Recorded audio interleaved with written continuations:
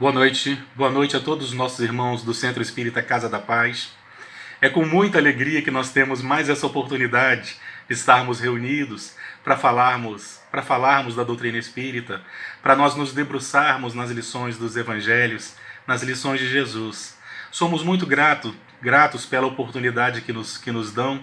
Agradecemos naturalmente a Jesus por tudo que nos oferece. Agradecemos a Jesus pelos nossos amigos espirituais, pela oportunidade de ainda hoje, depois de 2 milênios, ainda encontrarmos seus passos para segui-los. Somos gratos aos nossos amigos espirituais, que nesses instantes eles possam abençoar nossos lares. Nós que num determinado momento fomos obrigados a trazermos a mensagem espírita, trazermos as palestras, as nossas reuniões para dentro dos nossos lares. A verdade é que nós conseguimos nos reunir com os amigos espirituais, nós conseguimos nos reunir com Jesus em qualquer ambiente onde nós estejamos, dito pelo próprio Jesus, quando ele nos afirma que onde houverem 2 ou mais pessoas reunidas em teu nome, ele estaria presente. E como nós temos a certeza de que sempre que nós tentamos vibrar nessas sintonias, nós nunca estamos sozinhos, basta então nós relembrarmos a figura de Jesus para que ele esteja entre nós, relembrando as suas lições de crescimento, as suas lições de paz, essas lições imorredoras da qual nós necessitamos como alimento para a nossa alma. Pedimos a Jesus então que nos inspire, que nos auxilie e que abençoe nossos lares, nossas famílias, onde quer que estejamos naturalmente. E como nós estamos às portas da primavera, nós estamos às portas do outono, nós já começamos a perceber as mudanças no clima, nós começamos a relembrar os últimos momentos de Jesus entre nós. Nós começamos a lembrar do seu Calvário, nós começamos a lembrar daqueles momentos em que as nossas más inclinações, o nosso ódio, o nosso rancor se materializaram daquela forma. Nós que naquele momento não tínhamos condições de compreender a sua mensagem, talvez tivéssemos lá gritando por Barrabás. Estamos nos aproximando então daquele período em que nós costumamos relembrar a paixão do Cristo, a chamada Semana Santa, aquele momento que para nós, cristãos de um modo geral, é um momento muito importante, porque representa a renúncia, representa aquele que era todo amor, e o amor, ele é capaz de fazer esse tipo de renúncia. Jesus veio para estar entre nós, sabedor das nossas dificuldades, das nossas limitações e da dor que somos capazes de causar. Jesus veio para junto de nós, afirmam-nos os Espíritos. E naquele momento existe uma passagem que eu gostaria de relembrar. Num determinado momento, então, após uma noite angustiante, em que Jesus havia sido levado para Caifás, em que Jesus havia sido levado, inclusive, à presença de Herodes, nós vamos ter, então, Jesus findando essa noite, exatamente com a presença do governador daquela região, o governador da Judéia. Jesus é levado, então, à presença de Pilatos. Rapidamente, nessa narrativa, porque não é nosso objetivo, nós vamos encontrar um diálogo muito curioso entre Jesus e Pilatos. Pilatos afirma não encontrar em Jesus nada que o condenasse, nada que fizesse com que ele merecesse a execução ou a condenação à morte, como pediam os anciãos, os membros do Sinédrio, aqueles personagens que estavam exatamente indignados com a mensagem de Jesus.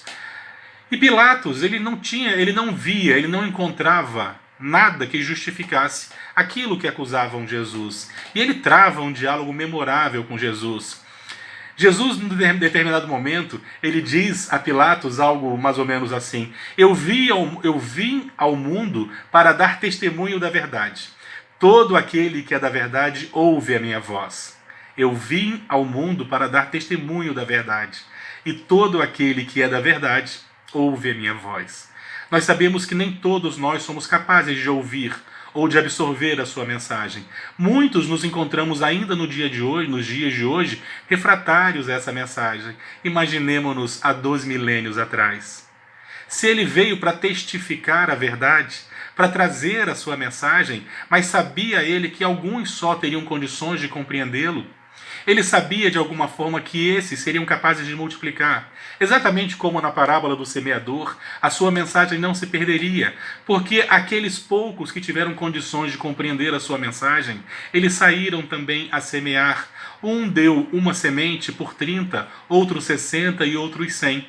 Então a sua mensagem foi atravessando os séculos, através daqueles multiplicadores, daquelas pessoas que foram capazes de multiplicar a mensagem de Jesus, principalmente através dos exemplos. Nós tivemos ao longo da história centenas, milhares desses personagens. Alguns verdadeiramente entraram para a história, outros permaneceram nos seus anonimatos, mas foram muitos os personagens que, a exemplo de Jesus, que seguindo seus passos, souberam então multiplicar a sua mensagem. E a mensagem atravessou os séculos e chegou até nós. Mas nesse diálogo curioso com Pilatos, Pilatos se interessa. Quando Jesus fala que todo aquele que é da verdade ouve a sua voz, Pilatos faz então aquela pergunta que todos nós conhecemos, uma pergunta que ele teria feito em latim: Cores veritas, o que é a verdade? O que é a verdade? E ainda hoje nós nos fazemos essa mesma pergunta: o que é a verdade? Curiosamente, essa que poderia ser a resposta mais impressionante, nós não a encontramos. Ou talvez nós a encontramos se soubermos ler nas entrelinhas. Quando Pilatos então pergunta a Jesus o que é verdade, Jesus permanece em silêncio. E nós ficamos nos perguntando, mas por quê? Jesus poderia ter dito que a verdade é o amor, que todos os mecanismos da vida giram em torno do amor. A verdade é que nós estamos aqui para vencermos-nos, que nós estamos aqui para vencermos-nos através das diversas oportunidades que recebemos desse educandário divino. E Ele é nosso facilitador, Ele é aquele que nos recebeu, Ele é aquele que provê as nossas necessidades. Nós que ainda temos as necessidades das provas, das expiações, das oportunidades para o nosso progresso. Ele poderia ter dito: a verdade sou eu sou o caminho, a verdade e a vida. E ninguém chega ao Pai se não for pelos meus exemplos, pelos exemplos da renúncia, pelos exemplos do amor.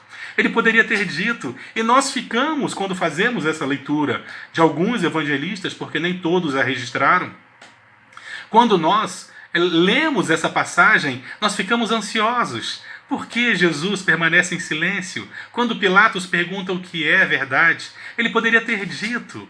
Ele poderia ter dito porque Pilatos já sentia que estava diante de um justo, de alguém que não merecia passar pelo que estava passando. Jesus permanece em silêncio. Eu sempre tive muita dificuldade de compreender que silêncio foi esse. Até que muito tempo mais tarde, nós encontramos no Evangelho segundo o Espiritismo a resposta. Lá no capítulo 13 do Evangelho segundo o Espiritismo, nós vamos encontrar um capítulo que explica exatamente o silêncio de Jesus. Chama-se caridade moral. A caridade moral é sabermos silenciar para deixar que o mais tolo fale. É nós não colocarmos cangalhas, nós não colocarmos fardos para que as pessoas que não têm condições de carregar os façam. Pilatos não tinha condições de compreender a verdade. E se Jesus lhe diz a verdade, ele colocaria sobre os ombros de Pilatos um fardo muito pesado. Porque é obrigatório para aquele que conhece a verdade: conheceis a verdade, e a verdade vos libertará. É obrigatório que o indivíduo se liberte. A partir do momento que nós conhecemos a verdade e sabemos o que deve ser feito, não nos é lícito mais deixarmos de fazer. Porque existem aqueles que erram por ignorância, mas nós não temos o direito de continuar errando a partir do momento que nós sabemos o que é o certo. Então conheceis a verdade, e a verdade vos libertará. Se Jesus dissesse a verdade para Pilatos, e Pilatos não tivesse condições de se libertar, ele estaria colocando sobre os ombros de Pilatos um peso muito grande. Então, caritativamente, percebendo que Pilatos não tinha, naquele momento, condições de compreender a verdade, Jesus faz o silêncio. Não era o silêncio dos covardes, muito pelo contrário. Porque se fosse o silêncio dos covardes, se fosse covardia, Jesus teria falado, para se safar naturalmente. Não era o silêncio dos covardes, era o silêncio caritativo, como nós encontramos no Evangelho segundo o Espiritismo. O silêncio é uma forma da caridade moral. Silenciarmos, exatamente para nós não exigirmos dos outros aquilo que eles não podem ou não têm para nos dar. silenciarmos para permitirmos que o mais tolo fale, silenciarmos para evitarmos uma contenda. Para isso é necessário muita compreensão, nos ensina o Evangelho Espírita. Silenciarmos porque nós compreendemos que o outro não tem condições de oferecer algo diferente. Silenciarmos porque compreendemos que o outro não tem condições de absorver uma mensagem diferente. Era o silêncio da caridade. Jesus fez silêncio naquele momento por caridade a Pilatos, porque se ele revelasse a verdade a Pilatos, a partir daquele momento Pilatos teria que ser diferente. E percebendo Jesus que Pilatos não tinha condições de sê-lo, não o fez, exatamente para não exigir dele aquilo que ele não tinha para dar. É a caridade moral. Allan Kardec vai nos dizer então que existem duas formas de caridade. Normalmente, eu percebo inclusive que essas duas formas caminham lado a lado. É a caridade material. A caridade material que naturalmente também é muito importante, porque nós não sobrevivemos sem o alimento, nós não sobrevivemos sem o agasalho, nós não sobrevivemos sem o teto, nós não sobrevivemos sem as oportunidades de trabalho. A caridade moral, a caridade material, ela consiste exatamente em nós provermos o indivíduo carente, o indivíduo que não possui condições de manter-se materialmente, provermos o básico, o de material, o necessário, às vezes até além do necessário, de acordo com a nossa generosidade, para que o indivíduo possa então abastecer o seu corpo físico. A caridade moral é aquela que normalmente não necessita de bens materiais. E segundo o próprio Evangelho segundo o Espiritismo, todos nós somos capazes de fazê-la. Todos nós somos capazes de acolher alguém. Todos nós somos capazes de sorrir para animarmos as pessoas à nossa volta, de silenciarmos, de compreendermos. Quando nós conseguimos fazer o exercício de Santo Agostinho, de nos colocarmos no lugar do outro, nós começamos a compreender o que exatamente é a caridade moral. A caridade moral, ela tem como base a compreensão. A compreensão das dificuldades dos nossos irmãos, como nós as possuímos também. A capacidade de nós compreendermos as fraquezas, que nem todos são capazes de pensar como nós pensamos, e damos os direitos das pessoas agirem assim. É nós perdoarmos, é nós compreendermos, é nós tolerarmos-nos. É a caridade moral. Mas a verdade é que ao longo dos séculos, essa caridade era mais difícil de ser compreendida. Porque para nós conseguirmos praticar a caridade moral, é necessário que nós tenhamos em nós moralidade. Porque nós só podemos dar aquilo que nós possuímos. Se nós não possuímos, nós não conseguimos dar naturalmente. Então, meus irmãos, a caridade moral é necessário que ela exista em nós. É necessário que nós sejamos seres moralizados ou, no mínimo, comprometidos com o nosso melhoramento, em vencermos-nos. Mas nós sabemos da dificuldade que é a verdadeira caridade moral. Nós sabemos que ainda é algo muito distante, às vezes, das nossas atitudes. Conhecemos muitos irmãos que são capazes de praticar a caridade moral. Eu sempre conto a história de uma instituição espírita que eu frequentava, no bairro Catete, nos anos em que morei no Rio de Janeiro. Eu frequentava lá uma instituição chamada Seara Fraterna. E essa instituição, que fica num sobrado no Catete, eu imagino que ainda exista, essa instituição tinha uma senhora que era dirigente, e essa senhora... e a instituição, ela fazia um trabalho social todos os sábados.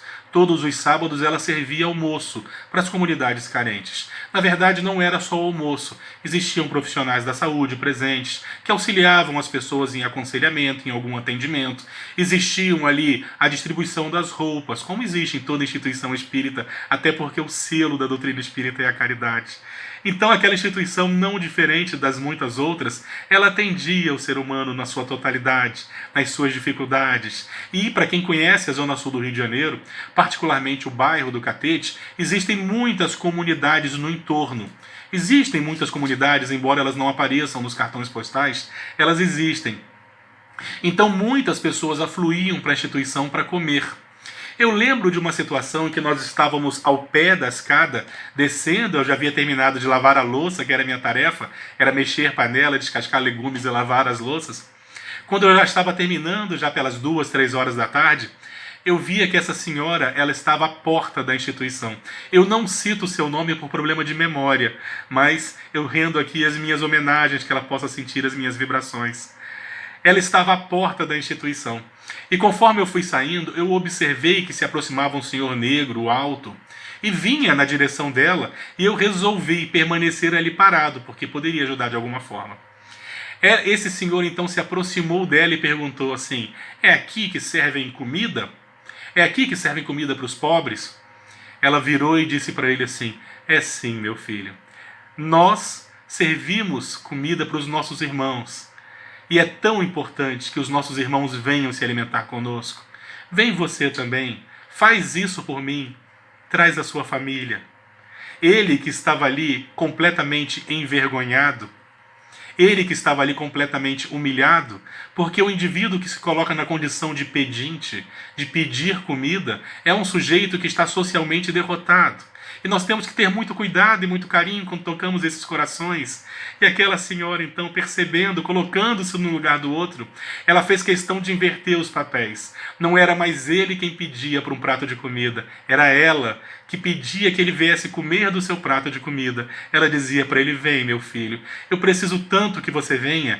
Ele, então, que estava ali humilhado, de cabeça baixa, que nós percebíamos no seu semblante verdadeiramente o constrangimento de estar naquela situação de pedir, ele de repente se vê renovado, vira para ela e diz: não, é claro que eu venho, se é para ajudar a senhora, eu venho sim, e trago a minha família, eu faço questão. E ela continuava dizendo: por favor, faz isso. E aquele homem de semblante renovado, completamente renovado, aquele homem soerguido, aquele homem que se encontrava se arrastando pela vergonha moral, pela dor desse drama social que ele vivia, de repente ele se vê numa outra realidade. É só uma alma muito sensível e bondosa que consegue ter esse tipo de sensibilidade. Ela inverteu os papéis para não humilhá-lo. É a caridade moral. A caridade moral, ela é toda baseada na compreensão, de colocarmos-nos no lugar do outro, sentir a dor que o outro sente, mas nós deveríamos compreender melhor a caridade moral, tendo em vista que lá pelo século XII para o século XIII, houve um personagem que esteve entre nós, que deixou para nós o maior tratado da caridade moral como a humanidade jamais viu. Não sei se todos nós já observamos.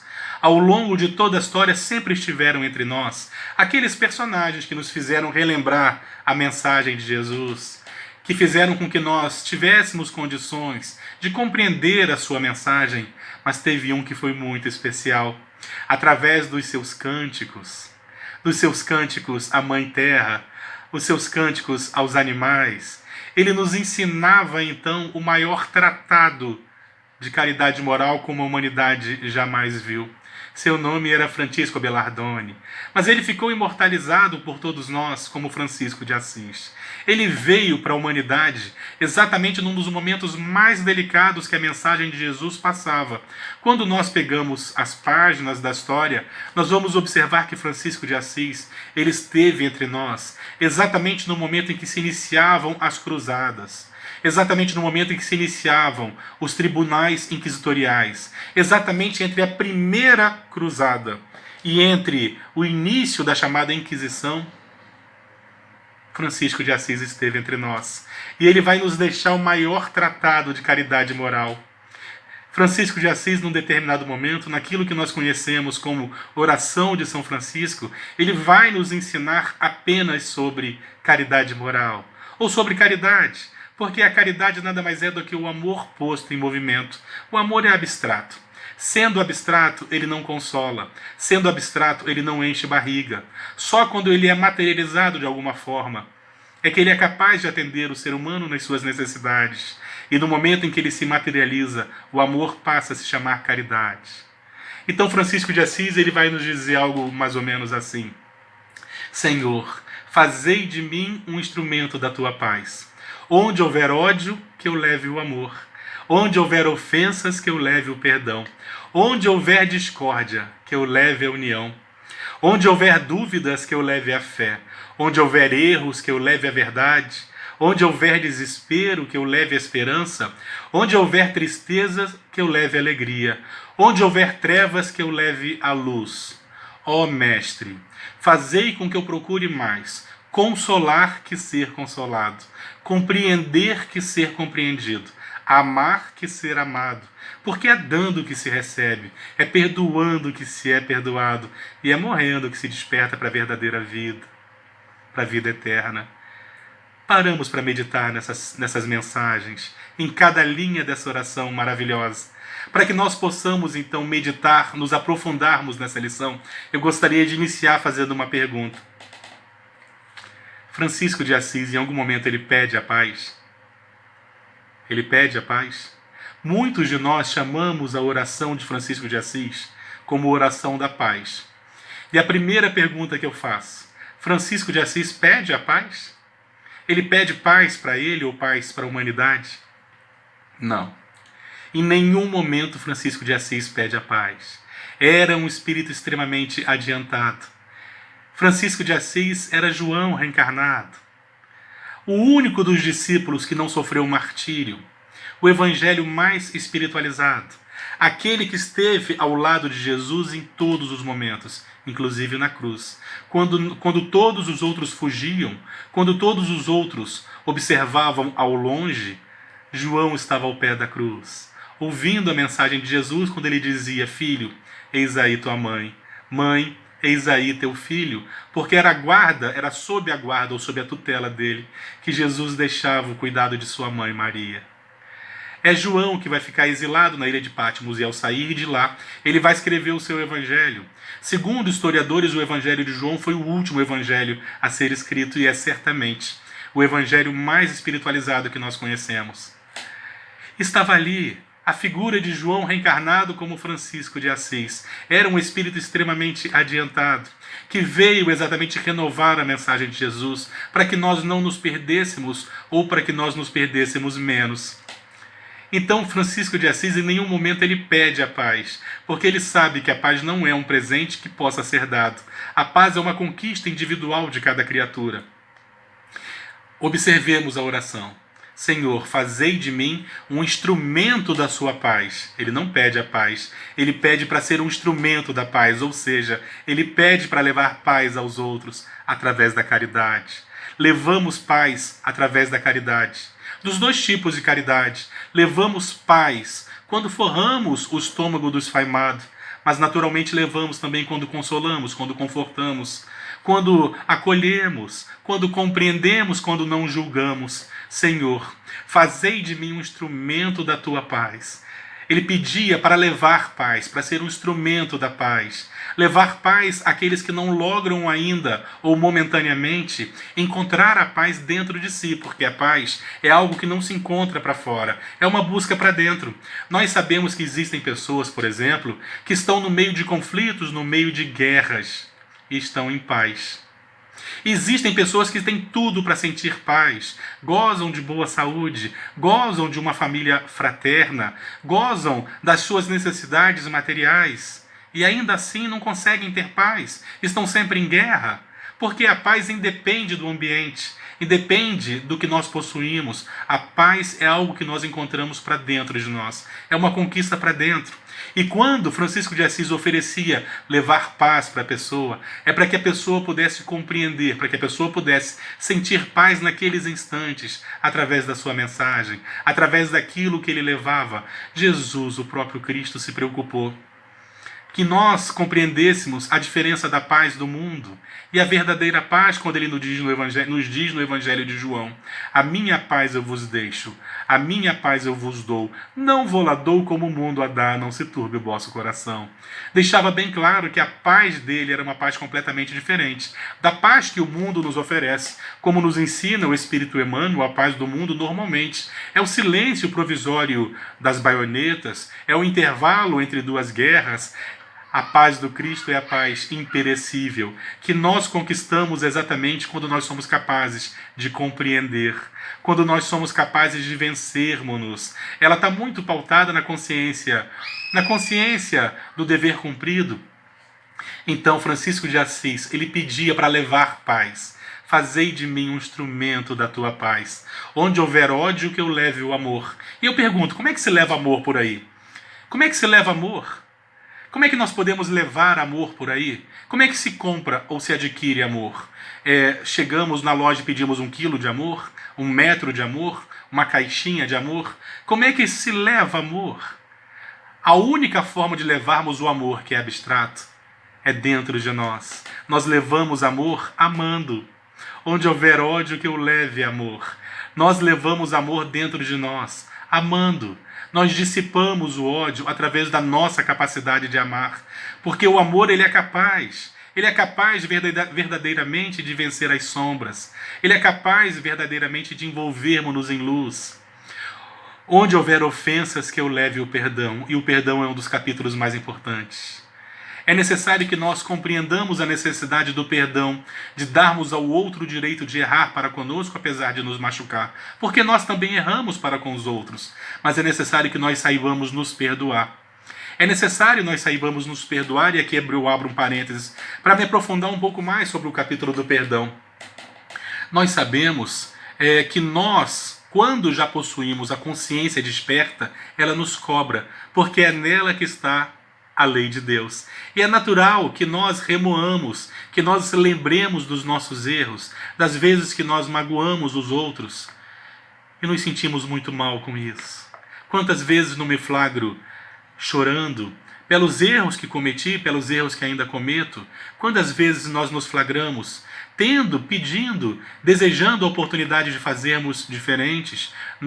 Eu particularmente, que muito erro ainda.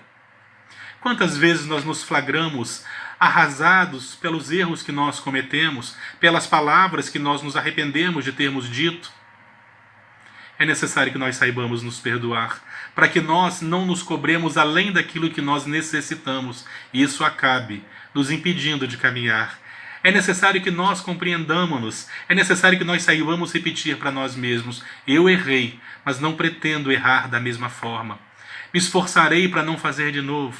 E assim nós caminhamos. Não é necessário que nós aprendamos a nos perdoar. Da mesma forma como nós temos a necessidade de perdoar aqueles que nos ofendem, dando o direito de serem quem são, dando o direito de estarem onde estão. Nós temos que aprender a compreender que nem todos nós estamos no mesmo patamar, e as pessoas têm o direito de estarem onde estão e de errarem para conosco, como eventualmente nós erramos também. Nós sabemos, como nos ensina Allan Kardec, que perdoar não é esquecer, mas nós iniciamos o processo do perdão quando nós conseguimos vencer a nossa necessidade do revide, quando nós conseguimos nos vencer a ponto de não desejar o mal de volta. E é necessário um exercício muito grande de nós mesmos, diário, para que nós consigamos isso em nós. Depois Francisco de Assis vai nos dizer algo do tipo: onde houver discórdia, que eu leve a união.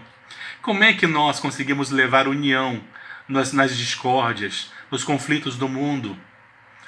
Principalmente aprendendo a compreender as diversidades, a compreender que existem milhões de pontos de vista, a compreender que existem milhões de pessoas que pensam de forma diferente. E a forma como o indivíduo pensa é principalmente de acordo com a sua sensibilidade, com a sua posição espiritual e principalmente com a sua fonte de alimentação. Existem pessoas que se nutrem intelectualmente de determinada fonte. Existem pessoas que se nutrem intelectualmente por outras fontes. Então é natural que num determinado momento elas entrem em conflito por pensarem de forma diferente. Entretanto, se nós formos capazes de compreender que pode existir respeito em opiniões diferentes, em conceitos religiosos diferentes, em filosofias e até ideologias diferentes, em respeitarmos o fato de que existem pessoas que pensam de forma diferente ou que são diferentes de nós conseguimos então promover a união. Onde houver discórdia, que eu leve a união. Que nossa palavra, que o nosso verbo seja sempre o verbo conciliador. Que o nosso verbo seja de tolerarmos as diferenças, principalmente para nós que somos espíritas. Esse tipo de assunto, inclusive, nem deveria mais ser abordado entre nós. Nós compreendemos as diversidades porque compreendemos o ser humano ante as questões reencarnacionistas, ante as diversidades do mundo espiritual. Nós compreendemos isso tudo. Então vamos sempre levar as mensagens de fraternidade e de união. Onde houver dúvidas, que eu leve a fé. De que forma nós levamos fé? principalmente através dos nossos exemplos de manifestação de fé. As pessoas dirão assim: mas Guilherme, você não se ofendeu? Talvez eu até tenha me ofendido, mas consegui me vencer, para não revidar. É assim que nós exemplificamos a nossa fé pautada na racionalidade, na compreensão e no direito que nós damos aos outros de errarem para conosco. E as pessoas me perguntam: mas Guilherme, você tem sangue de barata? Não, não é questão de sangue de barata. É questão de compreender que se fulano agiu dessa forma para comigo, é porque talvez ele estivesse passando por um mau momento. É porque talvez ele interpretou de forma equivocada algo que eu fiz. Ou talvez eu tenha errado para com ele primeiro e nem tenha percebido. Então, quando nós começamos a aplicar a compreensão ou a ponderação, nós começamos a dar exemplos da nossa fé. Nós não vamos sair por aí falando da nossa fé como se fôssemos chatos de galocha querendo converter as pessoas. Pelo amor de Deus, isso não existe. Não existe proselitismo espírita. Que nós possamos levar a mensagem espírita, a mensagem da nossa fé, principalmente através dos nossos exemplos, e que as pessoas possam perceber por elas mesmas que existe uma diferença. Que as pessoas possam perceber em nós os nossos esforços para sermos melhores, a nossa reforma íntima. Onde houver erro, que eu leve a verdade. E aí está um problema muito sério, porque existem centenas de verdades diferentes. Como eu disse, a verdade de cada um, ela está intimamente ligada às suas capacidades, às suas afinidades e sua fonte de alimentação intelectual. Mas que nós possamos levar a verdade do todo, a certeza de que existem diversidades. Onde houver erros, que eu leve a verdade. Que nós possamos levar a compreensão das verdades que existem, na certeza de que nós respeitamos todas as formas de pensamento, desde que sejam humanos, naturalmente. Onde houver desespero, que eu leve a esperança. Talvez seja a caridade moral mais importante nesse momento em que nós estamos vivendo. O mundo está vivendo algo novo, algo que tem deixado as pessoas ansiosas, desesperançosas e verdadeiramente desesperadas. Que nós possamos levar esperança. Esperança para as pessoas de que isso vai passar, de que nós passamos por aquilo do qual nós necessitamos. Que é uma tempestade, uma noite escura, mas o sol volta a brilhar invariavelmente. Conta comigo, meu irmão. Conta comigo, estarei ao teu lado. E essa noite há de passar. As nuvens negras dissiparão, e eu estarei ao teu lado. Segura minha mão. Estejamos juntos. É levar esperança, que dias melhores virão, que a economia sofre ciclos, e se nós estamos passando, tememos problemas econômicos, tememos faltar-nos o pão, lembremos quantas vezes já passamos por isso ao longo da história. E sempre voltamos, e sempre temos novas oportunidades, e sempre encontramos no horizonte de nossas vidas aquilo que nos alimenta. Vamos levar esperanças. Vamos levar esperanças concretas, baseadas na nossa certeza, na nossa convicção da verdadeira vida e de que nós passamos por aquilo do qual nós necessitamos invariavelmente. Porque Deus é amor, porque Deus é justiça e nós invariavelmente passamos por aquilo do qual nós necessitamos. Onde houver tristeza, que eu leve alegria. Lembramos de Francisco de Assis, cujos sermãos eram cânticos. Que nós possamos relembrar Francisco de Assis com sua alegria, que nós possamos levar alegria, sorrisos, que nós possamos sorrir para as pessoas, porque o sorriso é contagiante. Onde houver tristeza, que eu leve alegria. Onde houver trevas, que eu leve a luz. Talvez seja esse o momento mais complexo. Como é que nós podemos levar luz, se não em nós mesmos? Talvez por isso Jesus tenha nos dito: brilhe a vossa luz. Quando nós tentamos compreender o que é acendermos nossa luz, levarmos luz às trevas, nós lembramos de André Luiz, por exemplo. Nós lembramos de André Luiz no seu terceiro livro.